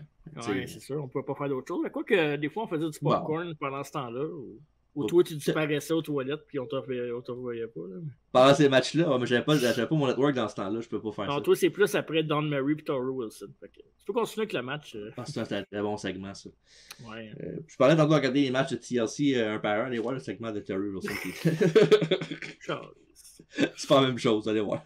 Non. Puis la situation du match de ce soir, il y a un segment de SmackDown, il y a 2 semaines, quand The Cat convaincu Rikishi de faire un Stingface à Terry Reynolds dans le coin. Puis écoutez-moi bien, moi être franc avec vous autres, là, je ferai pas de playback de ce match-là. Là. On s'en fout. Là. On verra pas fou. Là. La seule affaire, c'est que deux affaires que je vais lancer la fin, puis un spot qui m'a fait bien rire, là, même que un moment donné, Terry Reynolds, je veux dire le spot drôle en premier avant de dire la fin. Là. Terry Reynolds a fait comme c'était pour faire le Sting Face de 4 dans le coin. Puis quand elle arrive proche du 4, ben, elle se penche là, pour faire le Sting Face. Puis de 4 donne un coup de pied au derrière de Terry Reynolds qui revole la tête des notes de l'arbitre. J'ai trouvé ça bien comique. Comment ça, c'était drôle en crise. Je sais pas, ça me fait rire. Fait que je trouve ça bien drôle parce que en tête, j'entendais le bruit de, tu sais, des Simpsons, le ballon de football dans la fourche, là. Oink! J'entendais ce bruit-là dans ma tête quand j'ai fait ça. T'as le droit. Ah ouais, excusez-moi, je trouve ça drôle. Puis la fin du match. Excuse. Oui. Je l'avais pas mis tout à l'heure. C'est vrai, c'est vrai. Attends.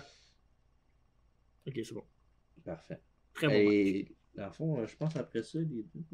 Ouais, les deux prochains matchs, on va pouvoir les mettre après. Ouais, je sais, je les vois. Parfait. Je vois! T'es guéri. Je vois. Puis à la fin du match, ben, c'est ça, c'est Oslo donne dans l'autre d'arbitre, il donne, ben, pas dans l'autre d'arbitre, après le spot de la tête d'un gosse, là. Ben, il donne la tête, sa tête de mannequin à The Cat pour qu'elle frappe Terry avec. Puis évidemment, après ça, ben, elle la place dans le coin pour faire son Sting Face. T'en as déjà trop parlé, je trouve. Ouais, je sais, mais les mots, hein, des fois, il y en a beaucoup pour dire une affaire. Ça peut arriver des phrases longues et compliquées. C'est vrai. Puis, tu sais, ça aurait pu être pire. Mais au moins, comme on l'a dit tantôt, ben, c'est le fun à regarder. Regarde, c'est beau politically correct, là, mais regarde, ils sont jolis. Je te passe une confidence. Quoi? Je n'ai pas regardé ce match-là. Ton devoir journalistique dit que tu dois regarder tous les combats un par un. Moi, je skip pas les matchs d'IRS, moi. Je skip pas les matchs de Tatanka, moi, j'ai regardé ça. Si je me trompe pas... Bon, j'ai jamais vu de Sting Face match avec Tatanka par IRS, là, une chance, là. Je t'allais faire une petite crotte, je pense, pendant ce match-là. Il a duré combien de temps, t'as peu? Parce que moi, c'est pas long comme toi. C'était pas long, là. 3 minutes 4, ouais, c'est ça. J'ai fait ma crotte. Tu parles quand je vais aux toilettes, c'est pas long. Il y a un peu trop inside baseball, ce podcast-là, à date, je trouve. Ouais.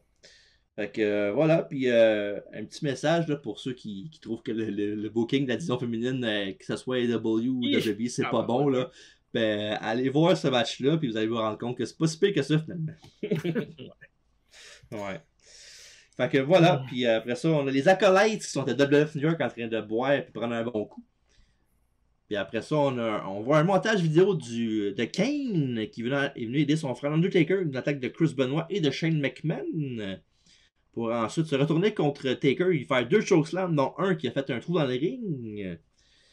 Après ça, Kane il dit évidemment son raisonnement pour avoir fait ça, c'est que c'est un monstre. C'est un raisonnement classique quand tu sais pas quoi faire de cette storyline. Puis Taker est venu le confronter, Kane, mais il a fait non, je veux pas de problème, je m'excuse. Puis aussitôt que Taker, ben, il tourne sa face, ben, il fait un sucker punch. Puis après ça, il donne des coups de chaise dans la face, puis il out son frère Taker parce que puis avec des coups de chaise. Au départ, en fond, c'est censé être Big Show contre Undertaker, un autre match aussi qu'on n'a pas vu 15 000 fois après. Puis sauf que même que Big Show a fait un chokeslam avec Kane à travers le stage de SmackDown. Puis évidemment, c'était pour set up le match entre Big Show et Taker pour qu'il y ait un enjeu de plus au match, whatever. Là. Puis sauf qu'il a envoyé Big Show à la OVW pour perdre du poids. Fait qu'ils ont décidé de writer une storyline où quelqu'un a fait un heel turn contre son Undertaker puis à la place. Fait que voilà, le match numéro 9, Kane contre The Undertaker. Ouais, American Badass. Oui, pas le phénom. Ouais. Non. Et Taker attaque Kane dans son entrée, puis essaie d'arracher le masque de ce dernier. Et après ça, une chaise devient impliquée, c'est Taker qui en fait des coups sur Kane. Pardon. Après ça, c'est les escaliers de que Taker va retourner contre son frère et lui garrocher dans la figure. Et après ça, Kane calme son frère, le Deadman, l'American Badass plutôt, avec un coup d'un chenol. Et après ça, on a Taker qui réussit à enlever une partie du masque de Kane qui, lui, est ouvert du front. Et construit son travail, et Kane se tanne et se sauve avec le haut de son visage découvert pour un no contest apparent. Fait que voilà, un brawl super boring. Puis les matchs Taker-Kane sont jamais très bons, là, vraiment. Là, mais tu sais, des exceptions. Celui de WrestleMania, le premier qu'on fait à WrestleMania était bon, là, WrestleMania 15. C'est un bon match. Mais sinon, en général, Kane contre Taker, là, c'est pas. C'est plus les storylines qui entourent les deux qui sont revues comme genre wow, c'est magique, mais les matchs sont dégueulasses, trop continents. Puis, en plus de ça, la storyline a mené à Sweet Fuck All. Là, après ça, Kane a fait un feud avec Jericho. Taker dans le title picture. Puis, pour longtemps après ça, je pense, à la fin de l'année, ben, ils reviennent ensemble. C'est même pas, après. Même pas, ils reviennent ensemble au Rumble 2001, justement, dans le Rumble Eastside. Là. Kane est dans la marde de Monday dans le Rumble, puis Taker vient l'aider. Là. Ouais, parce que Kane, en début d'année, il est pas pour la hardcore WrestleMania contre Raven. Ouais, à WrestleMania avec Seven, ouais. Puis Raven, ça terminait avec son frère, Raven Big Show. Big Show, ouais, c'est ça. Ouais, puis justement, ben, puis pas longtemps après ça, au mois d'après, je pense le mois d'après sur WrestleMania, ben, c'était Austin, Triple H contre Kane puis Taker. Ouais. Fait que c'est ça la grosse storyline qu'il y avait. Fait que voilà, fait que toi, le match, tu dois rajouter là-dessus. Oh, je t'en on dirait, tu sais, c'était cool dans le temps là, de les voir, là, les gars sont impressionnants, puis c'est Undertaker puis Kane, mais plus qu'on fait de review, là, oh, c'est lourd. Solo, puis mettons que les 2 derniers segments match, là, il y en a un, je l'ai pas vu parce que j'étais aux toilettes, là, mais j'aurais dû rester peut-être aux toilettes un petit peu plus longtemps. Oui, il y a 3 matchs là, que quand je vois ça sur une carte, là, je commence à être tanné de les voir. C'est quand c'est Orton, Cena, Kane Taker, puis Big Show Taker. Quand je vois ces 3 matchs-là sur une carte, là, je fais attends, pas encore. Honnêtement, Big Show, là, à part sa run de champion au début 2000, là, puis WCW, là, je veux rien voir le Big Show. Ouais, je comprends. Ouais, je veux rien voir le Big Show. Ouais. Backstage, Kurt Angle a un cellulaire, il fait un appel avec un smile d'en face. Puis là, la caméra coupe à Hunter qui se prépare avec Stephanie à côté de lui. Puis le téléphone sonne de Steph, puis elle répond, puis elle fait Oh fuck, salut maman, ça va? Parce que c'est évidemment c'est Kurt qui appelle. C'est drôle parce qu'évidemment, Triple H dit c'est qui? C'est ta mère, passe-moi là, je vais parler. Attends, maman. Tu vois, je veux te parler. Puis là, il donne le téléphone à Triple H, puis il fait Allô? Allô? Il m'a raccroché. Je sais pas pourquoi. Fait que voilà un petit. Un autre cliffhanger de plus à rajouter dans l'histoire. Quelle bonne histoire. C'est bon, c'est bon. Moi, je trouve ça cool. Ben, ça me fait penser à des Raw dans. Des fois, on a fait des choses dans l'histoire parce qu'on check les Raw, puis c'est genre une histoire dans le show là, qui se déroule au fur et à mesure que le show avance. Là. C'est pareil, c'est une histoire pour la soirée même qui se passe. Fait que je trouve ça cool. Ouais, puis c'est le bon parce que le match en tant que tel est bon aussi. Fait que c'est une bonne storyline. Puis... Ouais, c'est intéressant.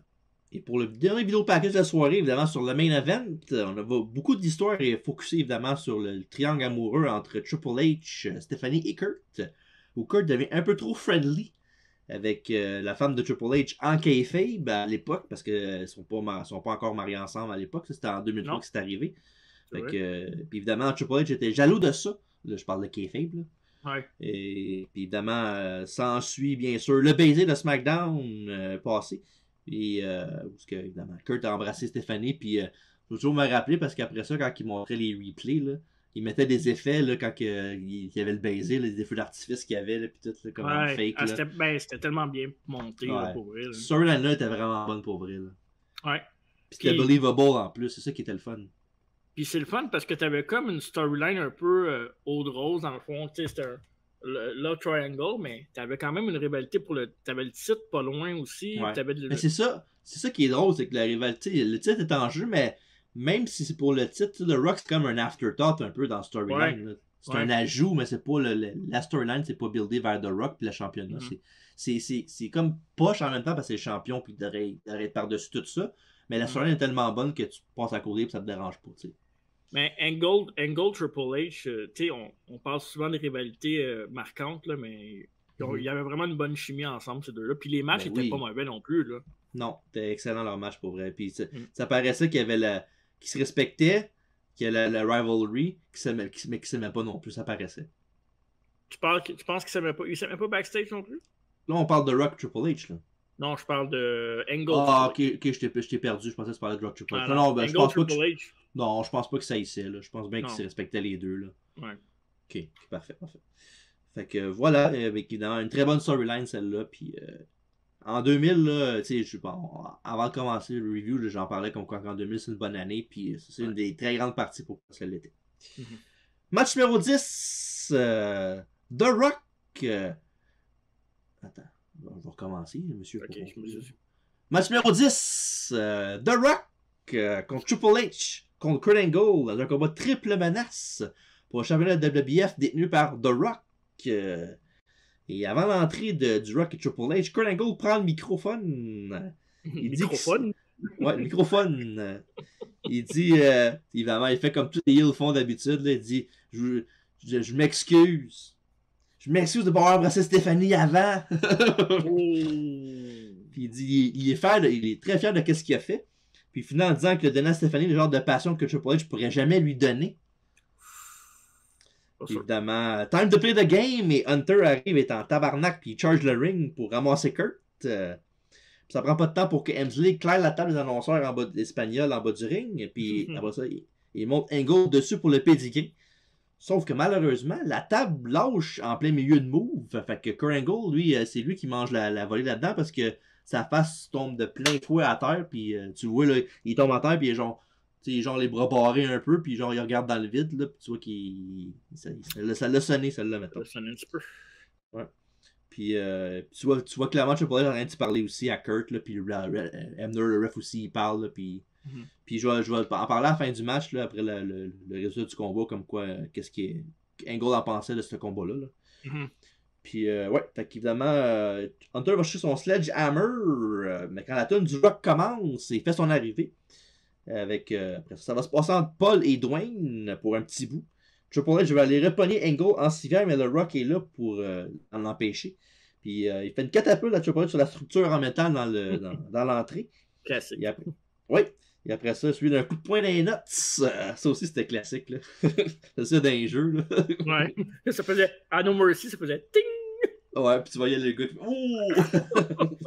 C'était malade. Et après ça, Stéphanie est là pour voir si Kurt est correct. Puis après ça, à bord du ring, Hunter lui dit d'aller chercher la ceinture de la roche. Et elle essaie de frapper Dwayne, mais c'est Triple H qui reçoit le coup de belt dans le front. Puis évidemment, Stéphanie maintenant qui donne le coup, fait que c'est pas un trop gros coup. Là. Non, puis après ça, éventuellement, il finit par se relever puis mettre le Rock à terre, puis il dit à Stéphanie de partir. Puis c'est ce qu'elle fait. Et après un coup, le sledgehammer dans le ventre de The Rock, Hemsley travaille les côtes du champion. Ça, il domine quelques minutes, mais Rocky revient dans le match avec une superplex sur son adversaire. Et après ça, on transporte backstage où Stephanie McMahon est avec Kurt Angle sur la civière.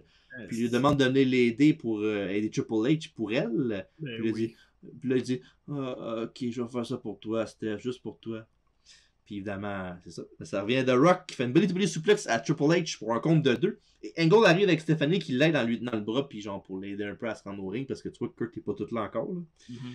Et Kurt fait trébucher The Rock, et Triple H en profite pour lui appliquer son pedigree à The Rock. 1, 2, mais Angle qui est en bas du ring tire les pieds de Triple H, puis il lance dans les marches. Après ça, il rentre dans le ring en essaie de voler la victoire. Il couvre The Rock pour le compte de 2, mais The Rock dégage et là, la foule est dedans en tabarnak. Ok, oui. Ouais. Triple H finit par monter sur l'apron pour se faire retomber en bas par Angle. Quand Angle se retourne, Rock Bottom pour un compte de 2. Mais c'est au tour de Hemsley de tirer The Rock du compte. Le Triple H demande à Stephanie d'aller chercher son gros marteau. Et il le glisse dans le ring. Hunter s'en va frapper Kurt, mais c'est Stephanie qui reçoit le coup. Elle n'a pas le coup du sledgehammer, là. Il reçoit un coup de poing. Là. Puis, ouais, et la foule est au bout de leur siège, et même moi aussi. Au bout de mon lit, là, parce que je check ça dans mon lit, il est chaud. Angle frappe Trips dans la face avec le sledgehammer. Il couvre Hunter, mais Rocky casse le pin. Puis après ça, il fait ses punches avec le dernier qui crache dans sa main. Là, pour mettre Angle en bas du ring. Puis après ça, il fait son coup du peuple sur Triple H et fait le tomber pour le compte de 3, remporter le match et conserver le titre de champion de la WWF. Et avant de dire évidemment ce qu'on a pensé du combat et de la situation, bien évidemment, Rock célèbre sa victoire après. Puis après ça, il y a Angle qui tire Stephanie en bas du ring, puis il l'amène dans ses bras, puis il se retourne vers le Triple H qui est encore à terre et qui est inconscient. Puis il fait juste genre shake la tête de même, puis il fait un peu comme dans Happy Gilmore là, quand il fait ça comme ça. Là. Puis fait que voilà, c'est ça qui finit le pay-per-view avec The Rock qui reste champion. Puis évidemment, Angle qui s'est fini dans ses bras, puis qui Triple H le sait pas. Fait que sinon, pour vrai, un excellent main event, pour vrai, malgré la commotion de Kurt Angle. Puis tout le monde a bien worké, puis la foule était dedans. Puis je te l'avais dit quand j'avais checké le show, puis je t'avais texté, je t'avais dit que c'est rare, là, mais j'avais vraiment aimé le combat de Triple H. Pour vrai, il était excellent. C'était un assez bon match.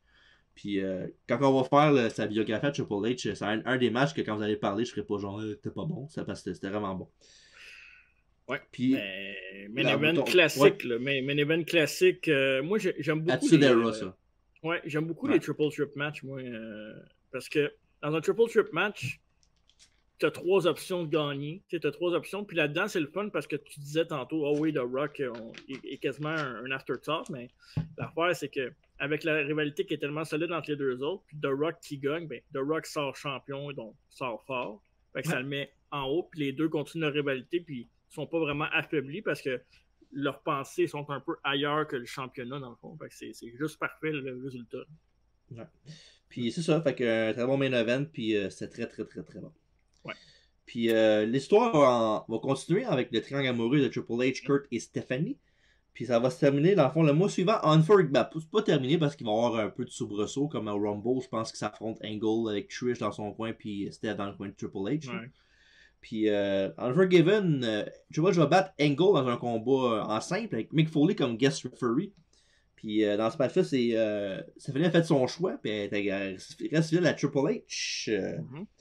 Puis tu sais pourquoi que dans le fond la storyline a fini, puis que c'est Triple H qui a eu Stephanie en bout de ligne, parce que au départ, Stephanie elle était pas là avec Kurt Angle, après elle était pour sortir avec lui dans les storylines.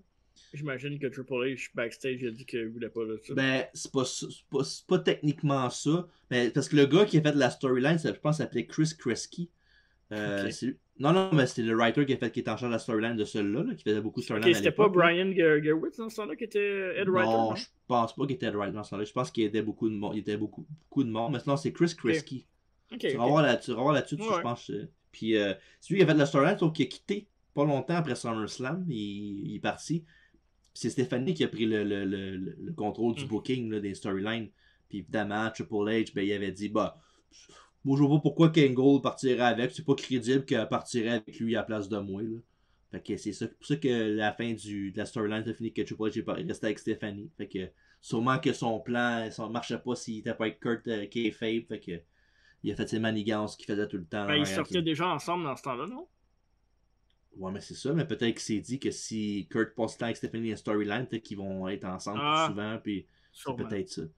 Ben. Puis sûrement qu'il était backstage, puis on a grandi de 2-3 pouces de plus, là, sûrement. Ben, mais tu sais, en même temps, j'aurais fait pareil. Là. Ouais, je comprends son point, là, dans le sens que, tu sais, oui, Kurt Angle, puis tu check Triple H, Kurt Angle, tu check Triple H, genre les cheveux longs, shape d'athlète. Tu sais, Kurt Angle, c'est pas que c'est un pichou non plus, là, c'est pas ça que je veux dire, là. Mais tu sais, Triple H, tu le regardes, il est musclé, les cheveux longs. Tu sais, je peux comprendre son raisonnement, mais ça vient pas de la bonne place là, pour son raisonnement pour qu'il y ait ça. C'est juste pour coter un peu les jambes de Kurt en dessous de lui, parce que la storyline était populaire, puis tout le monde voyait qu'il y avait du potentiel avec Stephanie et Kurt Angle. Là. Mais je sais pas si je l'aurais mis avec Kurt à long terme, Stephanie. Mais il y avait sûr que là. C'est sûr que la chimie aurait été bonne, parce que les deux ils font leur travail. Stephanie est une des meilleures heels, une des meilleurs personnages tout court de la WWE. Kurt, ben, on peut rien lui reprocher, il est quasiment parfait. Ouais. Fait que, non, je sais pas, ça aurait pu donner quelque chose. C'est un autre what if. Que après ça aurait été quoi le road pour les deux, mais...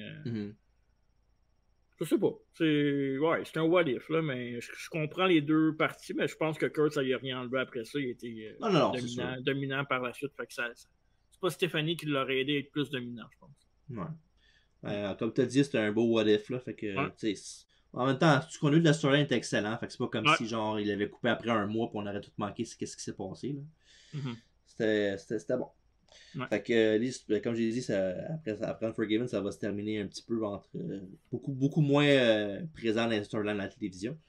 Puis The Rock, lui, va rester champion jusqu'à octobre à No Mercy, quand il va perdre la ceinture contre tiens, Kurt Angle. Ouais. Fait que, alors voilà. Ouais.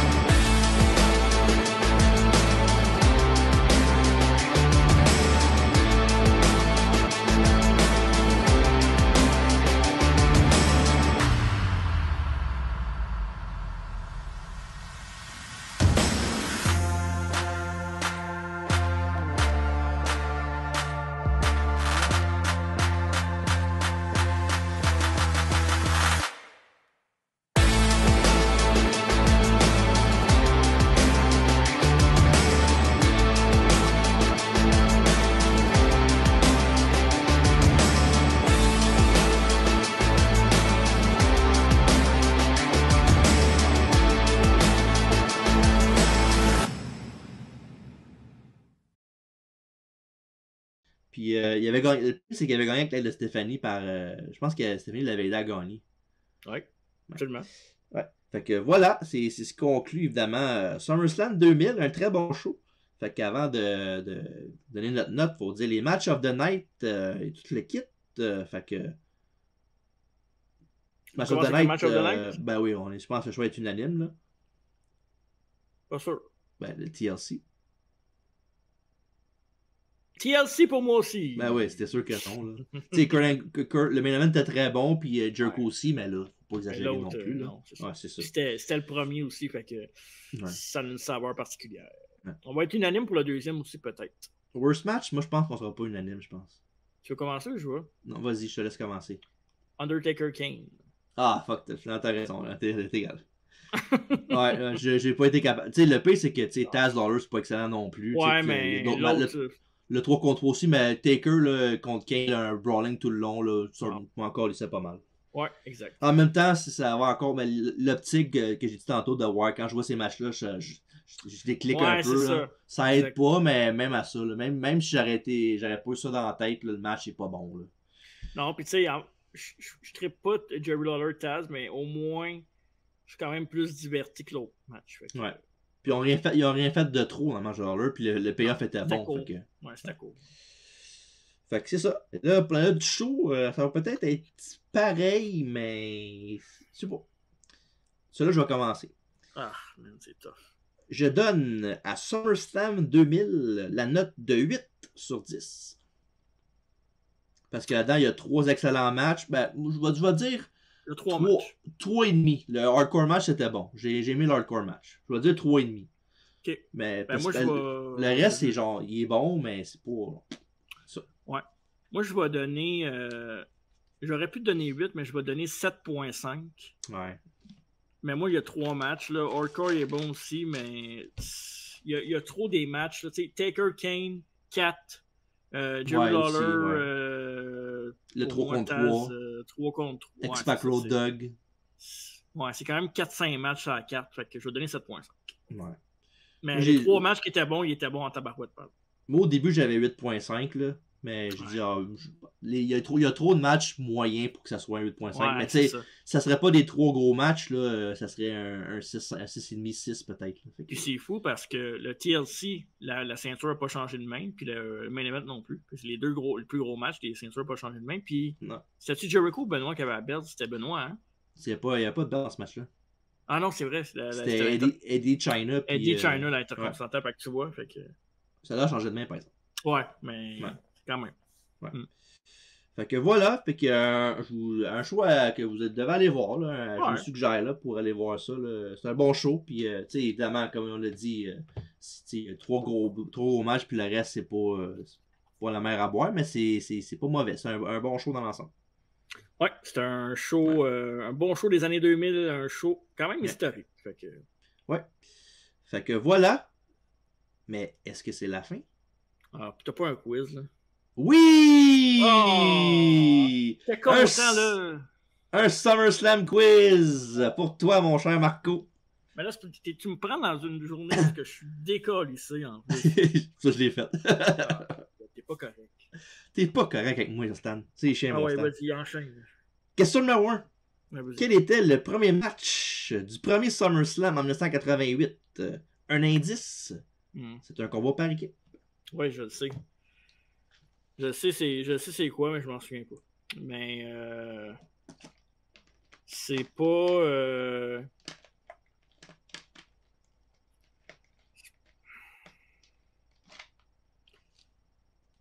c'est pas Rick Martel puis Tito Santana contre Regarde, on va t'arrêter tout de suite, c'est pas ça. Non, vas-y. C'est les Bulldogs contre les Rougeaux. Ah ouais, vraiment. Je savais. Ouais. Okay, question numéro 2. Le titre féminin a été défendu pour la première fois en quelle année à SummerSlam?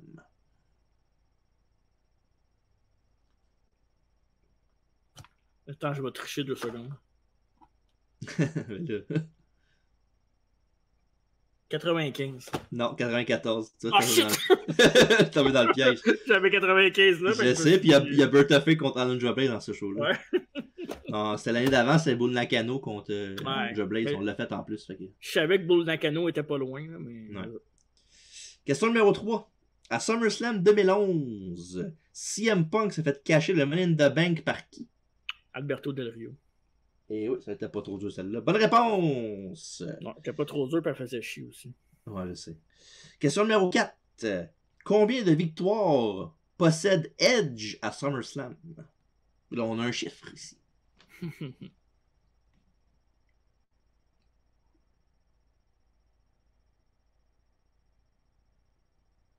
6. Le double, 12. Ouais? Il y a 12 victoires, 2 défaites à SummerSlam Edge. Wow. C'est fou, hein? Ouais. Question numéro 5. À SummerSlam 2010, qui a intervenu dans le combat entre Dolph Ziggler et Kofi Kingston? Pat Patterson. C'est ça ta réponse au vrai? Ouais. Non, c'était The Nexus. Ils ont attaqué tout le monde. Et à question 6. À SummerSlam 2017, il y avait un Fatal 4-Way avec le champion Brock Lesnar qui défendait son titre. Lequel de ces lutteurs n'était pas dans le combat? Est-ce que c'est A. Roman Reigns, B. Bobby Lashley, C. Braun Strowman ou D. Samoa Joe? Bobby Lashley. Et c'est une bonne réponse. Question numéro 7. Qui était le champion intercontinental après SummerSlam 2007?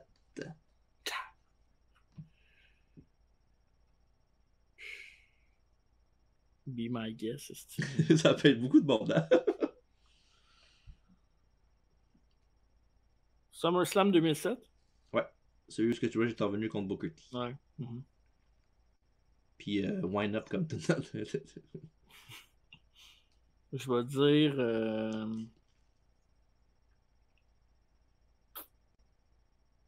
Christian. Et non, c'était Umaga. Il avait battu Carlito et Ken Kennedy dans ce combat-là. Well, question autre chose. Quelle équipe a gagné le Tag Team Turmoil en 1999?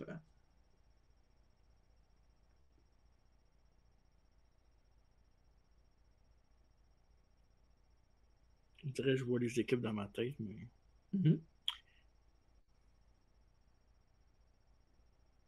TNA? Et non, c'était les Acolytes. Sacrement, c'était mon choix, l'autre. Qui ont éliminé les Holly Cousins à la fin. Cool. Question 9. En quelle année le championnat de WCW a été défendu pour la seule fois à SummerSlam? Et là, on cherche l'année, donc un chiffre.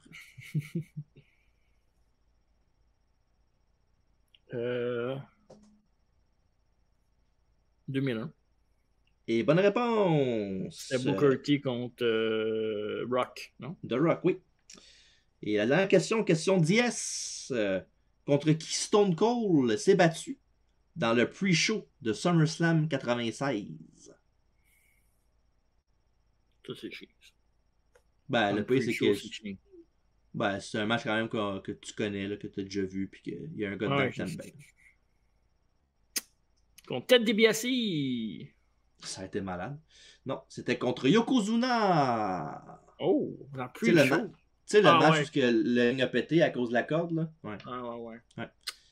Fait que voilà, t'as eu 2 bonnes réponses, mais regarde, t'étais pas dans ton... Plus que 2.